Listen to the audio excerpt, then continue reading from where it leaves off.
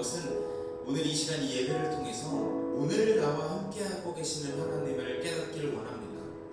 예배를 통해서 어제 있었던, 과거에 있었던 내 아픔을 위로해 주시는 하나님을 만날 때도 참 좋았습니다. 내 미래에, 내 내일에 함께 하시며 내게 꿈을 심어주시는 하나님도 참 좋았습니다. 그러나 때때로 우리는 오늘 나와 함께 계시는 하나님을 종종 잊곤 하는 것 같습니다. 오늘 이 시간에, 오늘 내 현실 속에, 오늘 내 상황 속에 주님이 함께하고 계심을 깨닫기를 원합니다. 그리고 그것이 나에게 위로가 되고 나에게 소망이 되는 그 귀한 사실을 오늘 이 시간 함께 나누고 돌아가기를 소망합니다. 예수님의 이름으로 기도드렸습니다. 네, 여러분 반갑습니다. 코너스처치 8월 맞죠? 8월 둘째 주 예배 오신 여러분 너무너무 환영하고요. 특별히 오늘은 오랜만에 오신 분들도 되게 많고 또 처음 오신 분들도 계시고, 특별히 난생 처음 교회를 왔을 텐데 그 교회가 우리 코너스처치인 우리 예단님 또 너무너무 반갑습니다. 영화부 출석률이 제일 좋아요. 성인들보다 100%입니다. 한 명 빠지면 50% 그렇습니다. 다시 한번 너무 환영하고요. 저희는 8월 한 달 동안 야곱 그 인간이라고 하는 제목으로 함께 이야기를 나누고 있습니다. 인간이라는 말의 뜻은 사람과 사람 사이에 있다는 것을 의미하고요. 저는 우리의 인생이라는 것이 굉장히 인간스럽다고 생각을 합니다. 우리는 굉장히 누군가 사이에 있기도 하고요. 누구누구 사이에 혹은 누구누구 사이에 끼어 있기도 하고 상황 사이에 끼어 있기도 하고, 그리고 인생이라는 건 끼인 삶이라고도 말할 수 있지 않을까. 그렇기 때문에 끼인 삶인 야곱의 삶이 곧 우리의 삶과 되게 많이 닮지 않았나 라는 생각이 들어서 오늘 그런 이야기를 좀 해보려고 합니다. 오늘 본격적으로 설교를 들어가기 전에 한 가지 보여드릴 것이 있는데, 짠, 요겁니다. 요거는 칠레에 있는 알레한드로 아라베나라고 하는 건축가가 지은 임대 아파트입니다. 보통 임대 아파트 하면은 이렇게 아파트 높게 짓잖아요. 그런데 이렇게 짓는 거예요. 왜 그렇게 지었냐 하니까, 미국에서 그때 당시 어떤 일이 있었냐면 임대 아파트 안에서 이게 내 아파트가 아니니까 막 관리도 안 되고 청소도 안 하고 막 쓰레기 방치하고 이런 일이 점점 심화되다 보니까 그 마을 전체가 할렘화 되는 거예요. 막 마약상들 돌아다니고 뭐 총소리 나고 막 이런 일이 생기니까 그 임대촌 전체를 폭파시켜버린 사건이 있었던 겁니다. 그래서 이걸 보고 이거 임대 아파트 뭔가 관리가 필요하겠다 라고 하니까 칠레에 있던 한 건축가가 이런 아이디어를 낸 겁니다. 임대 아파트의 문제는 임대하기 때문입니다. 무슨 말이냐? 빌려 쓰는 아파트니까 대충 관리하죠. 그러면 어떻게 하죠? 집을 사게 합시다. 왜 그게 무슨 소리예요? 돈이 없고 그런 사람들이라서 임대 아파트 들어가려는 건데 돈이 좀 부족해서 근데 집을 사라니 그게 무슨 소리입니까? 라고 하니까 이 건축가 그러는 겁니다. 그럼 집을 덜 지으면 되죠. 이런 거네요.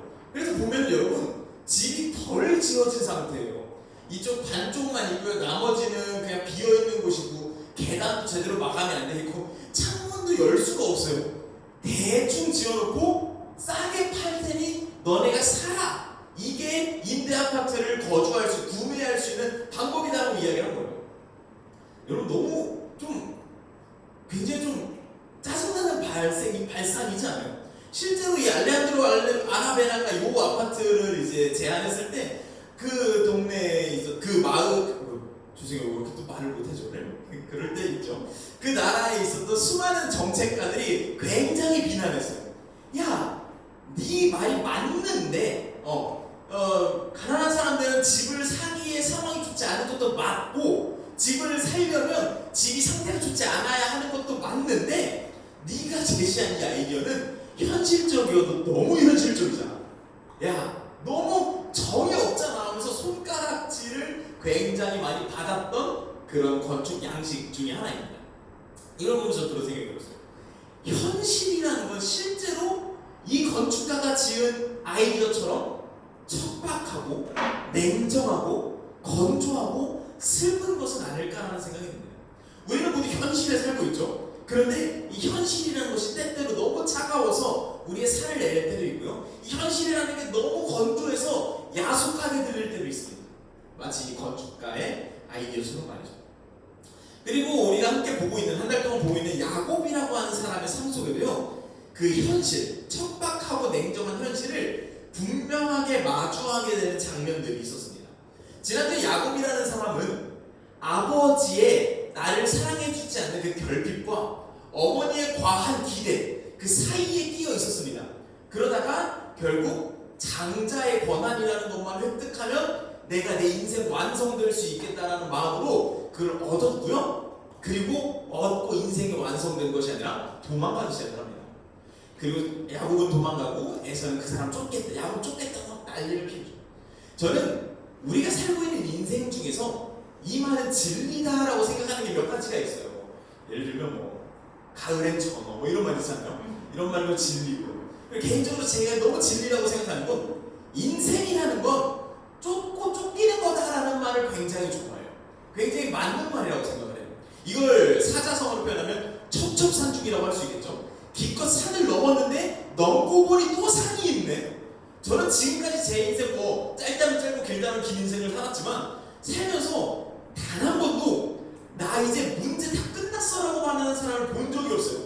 이 문제 끝났어? 그럼 그 다음 문제가 쫓아와요. 쫓아가서 그 문제 해결하면요 뒤에서 다른 문제가 날 쫓아와요. 인생이라는 게 문제가 해결된 사람을 본 적이 없다는 걸 저는 점점 느끼게 되었습니다. 야곱도 마찬가지예요. 장자라는 권한을 획득했어요. 취했어요. 그러면 이제 삶이 완성될 줄 알았어요. 더 이상 문제가 없을 줄 알았어요. 아니요, 웬걸 여전히 문제는 나를 쫓아옵니다. 그래서 도망가야 했습니다. 그래서 야곱은 도망갑니다.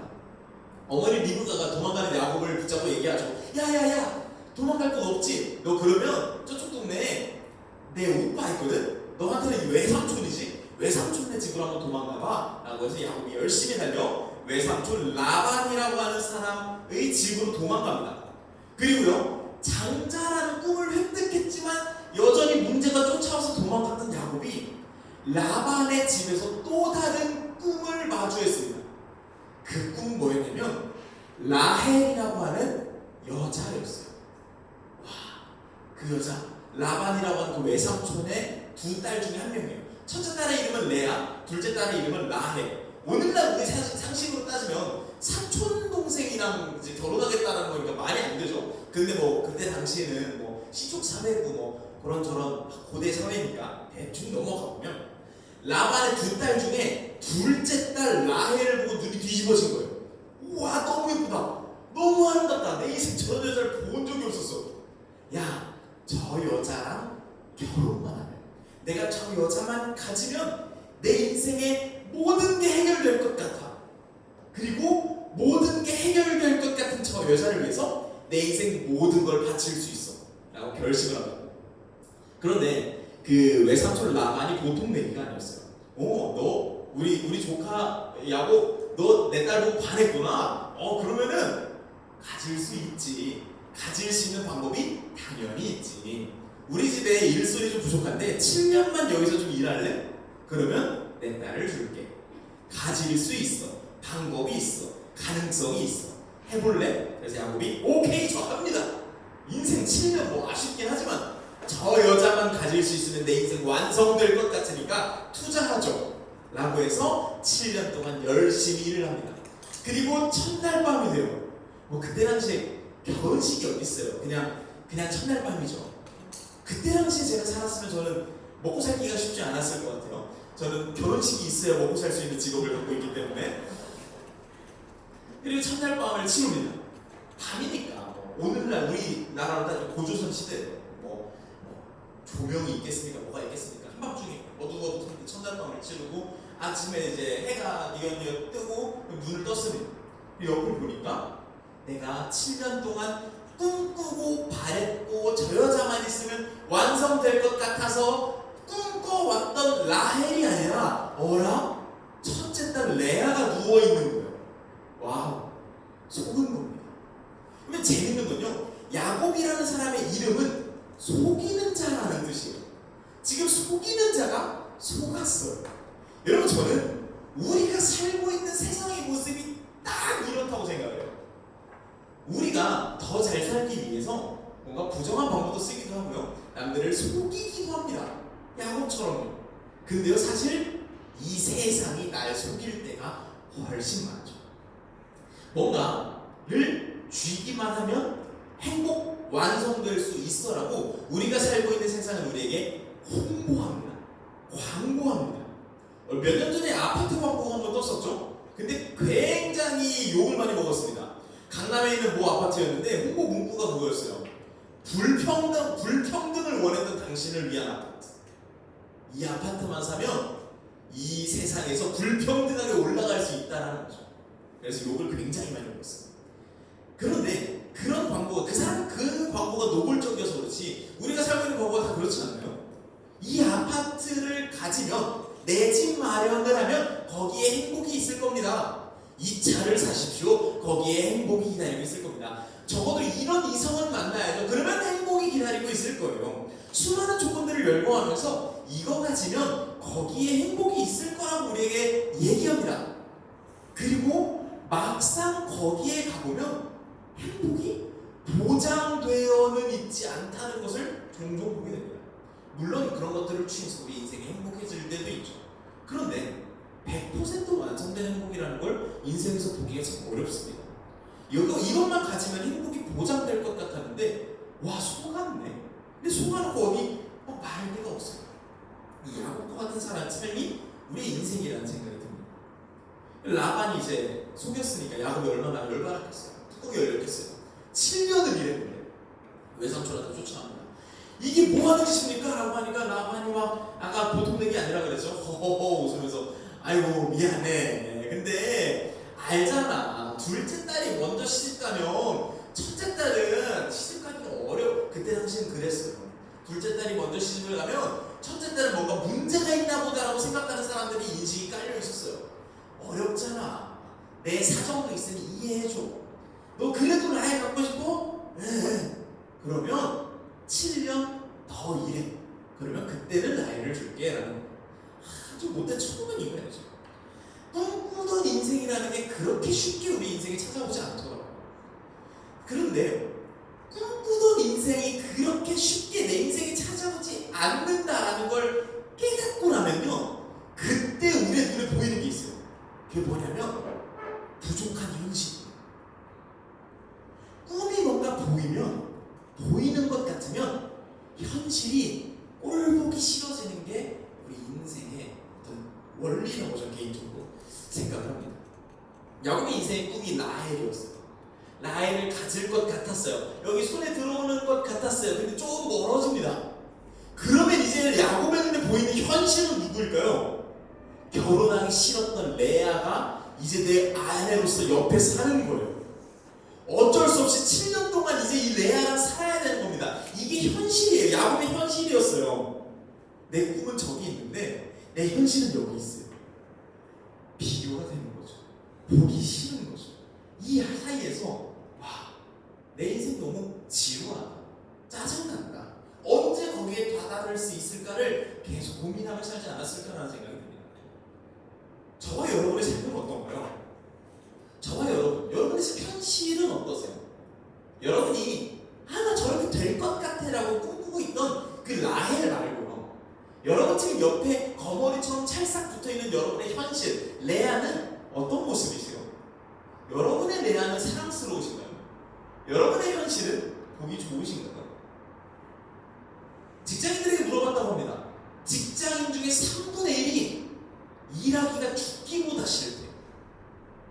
직장인 중에 3분의 2가요. 나는 지금 맞지 않는 일을 하고 있다라고 설문조사했다고 해요. 지금 우리나라가 취준생률이 어마어마해졌습니다. 대학교를 졸업했는데도 불구하고 1년 동안 아무런 일자리를 찾지 못한 사람이 200만 명이 넘었대요. 심지어 대졸자 중에 지금 그냥 쉬고 있는 대졸자가 우리나라에 400만 명이 넘었다고 합니다. 여러분 우리나라에서 언제 가장 자살률이 높은 줄 아세요? 일요일 저녁이라고 해요. 다음날 월요일을 마주하기가 싫은 거예요. 우리나라에서 심장마비 발병률이 언제 가장 많이 나타나는 줄 아세요? 월요일 아침이라고 합니다. 이게 어떤 우리의 어떤 현실을 보여주고 있는 것은 아닐까라는 생각이 들었습니다. 여러분의 현실은 어떠세요?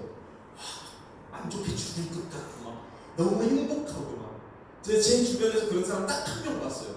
노홍철 씨. 노홍철 씨 유튜브를 볼 때마다 굉장히 대리만족을 느낍니다. 어쩜 저렇게 행복하게 살까? 끄자마자 현타가 와요. 참 좋겠다 저 사람은. 나는 내일 출근해야 되는데, 나는 지금 할 일이 이만비상했는데 지금 내 보정을 기다리는 신부님들이 이렇게 안 했는데 옆에서 보정 언제 할 거야? 하지만 노홍철 씨 저렇게 행복하구나. 현타가 오는 거죠. 여러분 이런 얘기 들으면서 그치요? 여러분 이제 주일 저녁이잖아요. 저희가 모이는 데가 이제 몇 시간 되면 미리 죄송하다는 말씀을 드리겠습니다. 하지 마요. 해야 돼요. 적혀있기 때문에. 몇 시간 뒤에 여러분의 삶은 어떠세요? 막 기대가 되세요. 우리의 현실은 라헬처럼 사랑스럽지 않습니다. 레아처럼 어쩔 수 없이 내 옆에 앉아있는, 너 어쩌다 여기 있니? 묻고 싶어지는 그게 나의 현실이라는 생각이 듭니다. 제 성경을 보는데 저와 여러분처럼, 그리고 또 야곱처럼 되게 보기 싫은 현실 속에서 그 권태로움을 느끼고 있는 또 한 사람을 발견하게 됐어요. 한번 이 장면을 한번 같이 상상해봤으면 좋겠어요. 어느 바닷가 마을입니다. 막 날씨 좋아요. 바닷바람 솔솔 불고요. 거기에 두 사람이 열심히 일을 하고 있어요. 한 사람은요 되게 카리스마 있어요. 손을 쫙쫙 뻗어가면서 기가 막힌 모습으로 멋지게 이야기를 합니다. 핵심을, 폐물을 찌르는 진리를 막 선포해요. 사람들의 눈가에 눈물이 막 그렁그렁 맺힙니다. 얼마나 열성적이고 아름다운 이야기였으면요. 보아하니 한 교사인 것 같아요. 심지어 사람들의 마음을 사로잡는 교사인가 봐요. 청중들이 계속 늘고 있습니다. 사람이 점점 늘어나요. 인파가 점점 늘어나니까 그 교사가 서 있던 강당이 점점 좁아집니다. 점점 밀리고 인파에 밀리다가 마치 절벽에 떨어질 정도로 사람이 몰려드는 한 사람이 있었어요. 그때 그 뒤로 또 한 사람이 지나갑니다. 이 사람도 열심히 일을 하고 있었는데요. 직업은 어부였어요. 기운나 보이나요? 그렇지 않고요. 되게 낙심되어 있는 모습의 한 어부가 배를 타고 지나갑니다. 왜냐면 그 어부는요 밤새 낚시를 했는데 아무런 물고기를 건지지 못한 어부였거든요. 여러분 상상하면서 두 사람을 한번 비교해볼까요? 한 사람은 힘이 넘칩니다. 한 사람은 기운이 없어요. 한 사람은 지금도 열매가 막 늘어나요. 한 사람은 빈 그물을 손질하고 있어요. 한 사람은 점점 더 힘이 나는데 한 사람은 점점 더 쭈그러드는 것 같아요. 우리의 현실은 어느 쪽입니까요? 지금 제가 말씀드렸던 이 장면은 누가복음 5장에 나오는 예수님과 베드로가 처음 만났던 그 장면입니다. 예수님이 설교를 하고 있었는데 점점 사람들이 늘어납니다. 그리고 그 뒤로 베드로가 빈 그물을 꿰매면서 점점 걸어옵니다. 배가 보면서 예수님 설교하는 뒷모습을 봤겠죠. 야, 저 사람 좋겠네. 일할 만 나겠네. 참 나랑 다르네. 그러던 도중에 인원이 점점 늘어나자 더 이상 예수님 발디딜 틈이 없어지자 갑자기 예수님이 엉뚱한 요구를 합니다. 뱃사람 일로 좀 와보세요. 나 거기에 좀 타서 설교합시다. 베드로 입장에서는 얼마나 얄미운 소리일까요? 근데 오늘 한번 볼까요? 말씀을. 예수님께서 시몬에게 배를 좀 떼놓으라고 하고서 배에 앉아서 사람을 가르쳤다. 심플하게 나옵니다. 예수님이 정중하게 부탁했다는 말도 없어요. 뭔가 정식적으로 막 서류를 내가지고 허가를 맡았다는 말도 없어요. 너무 뜬금없이 갑자기 자기 거인 것 마냥 배 좀 떼봐, 나 거기서 설교할게 라고 요구하십니다. 예수님께서요. 왜 그러셨을까요? 이렇게 할 수 있는 건 두 가지밖에 없어요. 첫 번째는 이 배 타겠다고 요구하는 그 사람이 되게 경우 없고 버르장머리 없는 사람이거나 또 한편으로는 그 배랑 되게 관련이 있는 사람이거나 둘 중에 한 가지 경우에만 이해가 됩니다. 지금 이 상황에서는 둘 중에 무엇일까요? 예수님이 되게 경우 없고 버르장머리 없고 없어가지고 배 좀 해봐 불량배마냥 건달마냥 그런 걸까요? 혹은 본인이 생각하기에 이 배랑 자신이 굉장히 관련이 있다고 생각해서 당당하게 요구할 수 있었던 것일까요? 저는 개인적으로 후자라고 생각을 합니다. 우리가 종종 잊게 되는 것이 있는데요. 그게 뭐냐면 베드로의 배는요 처음부터 하나님 거였다는 거예요. 이 이야기를 우리의 삶 가운데도 적용해 볼 수 있을 것 같습니다. 배는 어쩌면 우리의 현실이라고 말할 수 있겠죠. 저와 여러분의 일터, 일하러 가기 위한 자동차, 여러분의 작업장, 여러분이 일하는 터전, 저로 따지면 뭐가 될까요? 저의 사진기, 저의 라이트룸. 여러분은 뭐가 있을까요? 여러분의 손, 말, 여러분의 일하는 그 장소, 여러분이 잡았던 펜, 여러분이 잡았던 주사기, 여러분이 잡았던 가위, 수많은 것들이 있겠죠. 여러분 중에 사역을 하시는 분들도 많은 걸로 알고 있어요. 지금 여러분의 기타에, 여러분이 만나는 사람들 속에, 여러분이 하는 사역들 중에 지금 예수님이 말씀하고 계신 것이라는 생각이 듭니다. 너 지금 내 주사기를 잡고 있구나. 너 지금 내 운전대를 잡고 있구나. 너 지금 내 일터에서 일하고 있구나. 너 지금 내 사람들을 만나고 있구나. 너 지금 내 사역을 하고 있구나 라고 말하고 있다고 저는 생각을 해요. 그 배에 타겠다고 요구하셨던 예수님처럼 말이죠. 예를 들면 이렇게도 될 수 있을 것 같아요. 한 주부, 전업주부의 부엌에 이렇게 써 있는 겁니다. 이 사람은 지금 하나님의 거룩한 일을 하고 있습니다. 어떤 회사원의 책상에 이렇게 적혀 있는 겁니다. 이 책상은 하나님을 모시는 재단입니다. 이렇게 적혀 있다고 말할 수 있을 것 같아요. 예수님은 베드로의 배의 주인이었습니다. 그런데 이렇게 말씀하시는 겁니다. 그 배 내 거야. 너 내 일을 하고 있구나. 그런데 내가 거기에 타도 되겠니? 라고 우리에게 묻고 계시다라는 생각이 듭니다.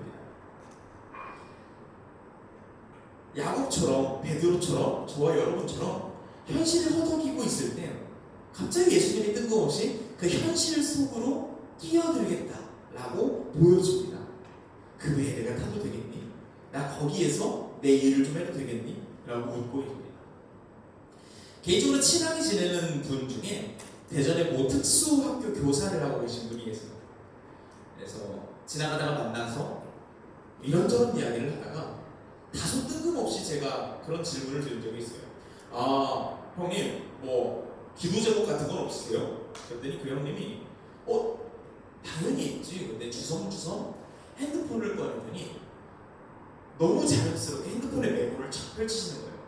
규영아 잘 받아둬. 내 기도 제목이야. 그랬더니 이렇게 쓰여 있습니다. 우리가 꼬맹이들을 위해 기도해 주세요. 다들 바쁘시다는 건 압니다. 그러나 한 번이든 두 번이든 아이들의 이름을 구체적으로 불러가며 드리는 기도에는 힘이 있다는 걸 알게 부탁을 드립니다. 기도해 주십시오. 하면서 제가 가명으로 이야기를 드릴게요. 철수. 우리 반은 가장 똑똑한 아이입니다. 다른 곳에 살다가 멀리 이사 온 지 얼마 안 됐는데 어머니는 한국말을 한마디로 할 줄 모르십니다. 외국인이시거든요. 3살 때 날카로운 물건에 들려서 오른쪽 눈이 보이지 않습니다. 기도해 주십시오. 민수. 학습 장애를 가진 친구입니다. 온 마음 다해 노력하지만 2글자도 발음하는데 1분이 걸립니다. 이제 교사인 나한테 적응이 좀 됐지만 처음에는 스스로도 포기하고 싶었을지 모르겠습니다. 그 다음에 민수다 뭐가 있을까요? 응수.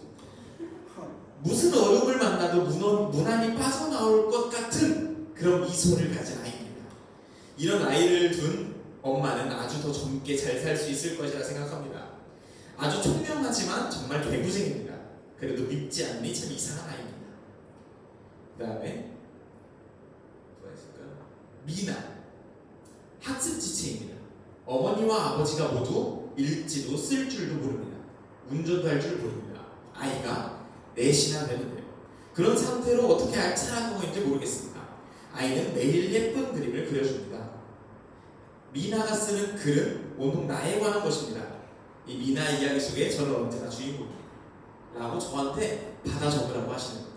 받아 적었어요. 그리고 집에 돌아오는데 참 마음 한켠에 여러 가지 감정이 들더라고요. 지금 이 선생님은 뭘 하고 있는 걸까요? 누굴 위해 일을 하고 있는 걸까요? 학교 시스템의 한 부품이 되기 위해서 일을 하고 있는 걸까요? 아니면 하나님을 위해 일을 하고 있는 걸까요? 지금 이 선생님은 하루 종일 뭘 하고 있죠? 하루 종일 일을 하고 있는 걸까요? 혹은 하루 종일 예배를 드리고 있는 걸까요? 돈을 위해서 하고 있는 걸까요? 아니면 한 아이 한 아이의 삶을 변화시키기 위해서 하고 있는 것일까요? 굉장히 저희 일과 현실을 바라보는 시선에 많은 반성을 하게 되었습니다. 아까 말씀드렸던 알레한드로 아레반의 건축물은 수많은 사람들에게 비난을 받았습니다.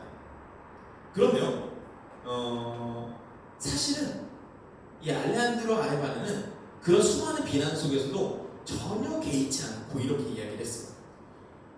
제 건축물이 현실적이라고요? 그래서 너무 냉정하고 차갑다고요?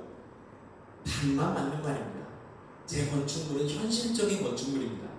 그러나 저는 이게 결코 냉정하게 완성되지 않을 거라고 생각을 합니다. 왜냐하면 누구나 자기의 것을 소중하게 여기거든요.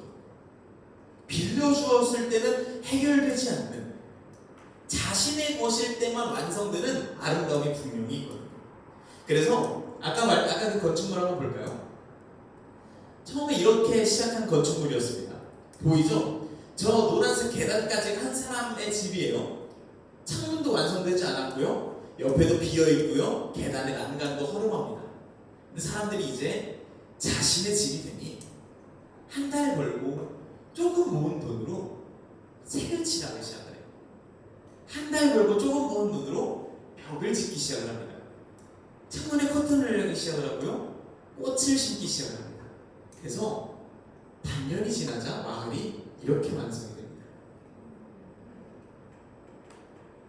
비록 처음에는 부족한 상태로 주어졌지만 이것이 내 것이라고 하는 걸 인지하고 갖게 됐다는 것에 감사하며 하루하루 열심히 살아갈 때 현실을 이렇게 아름답게 만들어냈던 것입니다. 지금도 칠레의 마을을 가면 너무 아름다워요. 왜냐하면 집마다 색깔이 다르거든요. 집마다 심겨진 꽃이 다르고요. 집마다 달려진 커튼이 다르고 집마다 계단의 색깔이 달라요. 하나만 넘겨주시면 그래서 이런 화보도 막 찍고 합니다. 아이들이 앞에서 놀고 울타리가 지어져 있고요. 서로 다 모양이 다르죠. 저는 이게 하나님께서 우리에게 주어진 오늘이라는 생각이 들었습니다. 아까 말씀드렸던 야곱의 삶이 창세기 29장에서는 되게 슬퍼요. 나는 라헬이랑 결혼하고 싶은데 레아랑 결혼해가지고 막 억울하고 분통 터지고 이딴 게 왜 내 현실이야 막 소리 지릅니다. 그리고 창세기 30장으로 넘어가면 그 현실의 문제들이 막 터지기 시작을 해요. 라헬이랑 레아가 싸우고요. 라헬이랑 야곱이 싸우고 부부 싸움이 일어나고요. 막 돈 걱정을 하고요. 직장에 문제가 생기고요.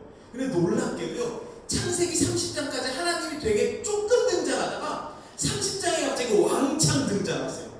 라헬의 마음도 위로하시고요. 레아의 마음도 막 보듬어 주시고요. 야곱의 직장 생활 그 동물들을 키우는 목축업에도 되게 막 관여를 하세요.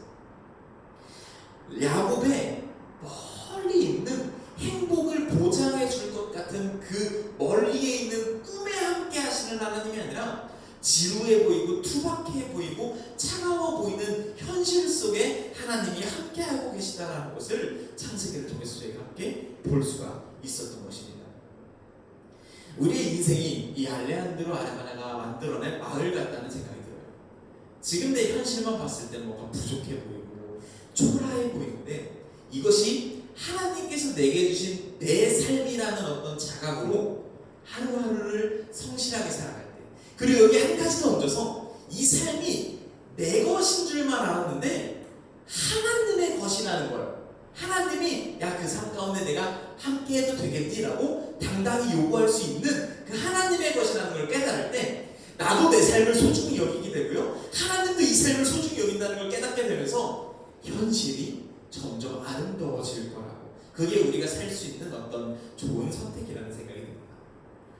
여러분의 삶의 현실은 어떠세요? 다시 한번 여쭙고 싶습니다. 현실이 척박하세요? 지루하세요? 무의미하세요? 다람쥐 쳇바퀴 도는 것 같고 지치고 슬프세요? 그런데 그 삶이 사실은 그냥 잠깐 빌려 쓰는 삶이 아니라 나의 것, 이렇게 살다가 죽어서 죽는 거야지가 아니라 지금 내게 주신 선물이라는 것을 그리고 하나님의 것이라는 것을 함께 기억할 때 이 인생은 꽃밭이 될 수 있다고 생각을 합니다. 인생이 꽃밭 같다는 표현은 저만 하는 표현이 아니라 실제로 과거에 19세기에 굉장히 유명한 선교사였던 헨리 자일스 씨께서 했던 표현입니다. 헨리 자일스 씨는 19세기에 굉장히 유명한 설교자이자 선교사였어요. 그리고 중국으로 선교를 갑니다. 거기서 한 나이 지긋한 어르신을 만나요. 온 동네 사람들이 그 어르신을 피해요. 왜 피하나 물어보니까 이 어르신이 예수 그리스도를 믿는다라는 이유로, 그 신앙을 부인하지 않았다라는 이유로 중국에서 강제 노동을 하게 됩니다. 무려 18년 동안요. 근데 그 중에서도 운이 너무 안 좋아서요, 노동을 하셨던 곳이 어디냐면 오물 처리소였어요.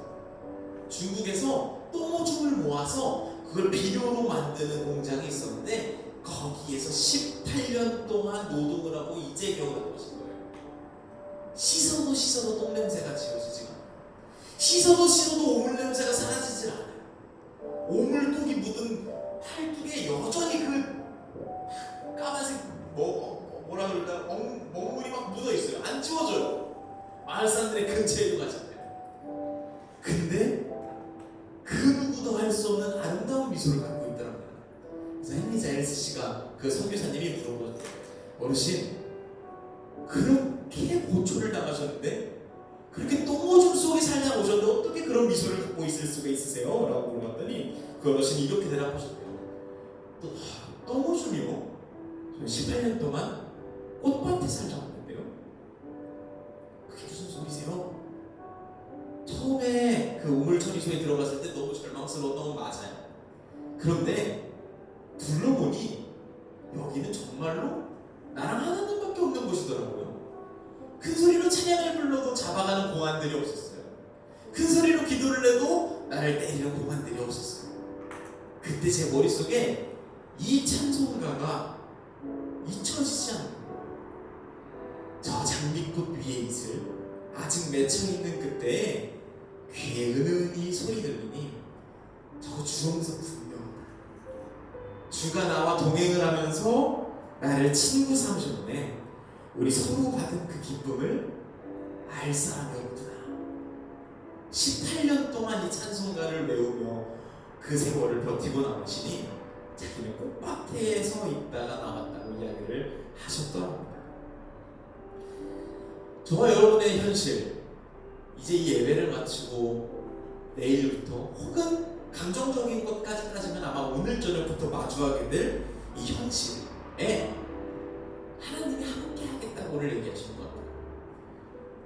야곱에게 함께 하셨듯, 베드로의 배 위에 기꺼이 올라타셨듯 우리의 삶 가운데를 함께 하고 계시겠다고 얘기합니다. 저는 어떤 실패주의를 이야기하려는 것이 아닙니다. 어떤 영세주의를 말하려고 하는 것도 아닙니다. 그저 제가 말하고자 하는 것은 아직 찾아오지 않은 불행을 미리 사서 걱정하는 어떤 걱정 대출을 받지 말자. 내게 주어진 오늘이 얼마나 선물인지, 내게 주어진 오늘 가운데 하나님이 함께하고 계시다는 사실을 함께 기억하자는 이야기를 하고 싶은 것입니다. 현실만 바라보면 결코 아름답지 않을지 모릅니다. 하지만 그 현실 가운데 하나님께서 기꺼이 함께 하시겠다고 오늘 이 시간 약속하고 계시다고 생각을 합니다. 저 장미꽃 위에 있을 아직 맺혀있는 그때에 귀에 은은히 소리가 들립니다. 대놓고 쩌렁쩌렁 들리게 해주시면 얼마나 속이 시원하겠습니까? 하나님 은은히 말씀하세요. 내 너와 함께 하겠다. 주 음성 분명하다. 주가 나와 동행을 하면서 나를 친구 삼으셨네. 우리 서로 받은 그 기쁨을 알 사람이 없구나. 다른 사람이 몰라줘도 나는 하나님과 주고받는 기쁨이 내 인생에 분명히 있을 것이라는 어떤 믿음의 고백이라는 생각이 듭니다. 오늘 이 시간 함께 같이 기도할 수 있었으면 좋겠습니다. 기도하실 때 잘 아시다시피 저희는 통속으로 기도하기보다는 적는 기도로 하나님께 솔직한 이야기를 드리곤 하는데요. 여러분이 생각하는 여러분의 현실에 대한 이야기를 드릴 수 있었으면 좋겠어요. 하나님, 이런 이야기를 백날 천날 들어도 제 인생 쉽지 않아요. 내일부터 찾아올 그 현실이 두렵고 막막해요.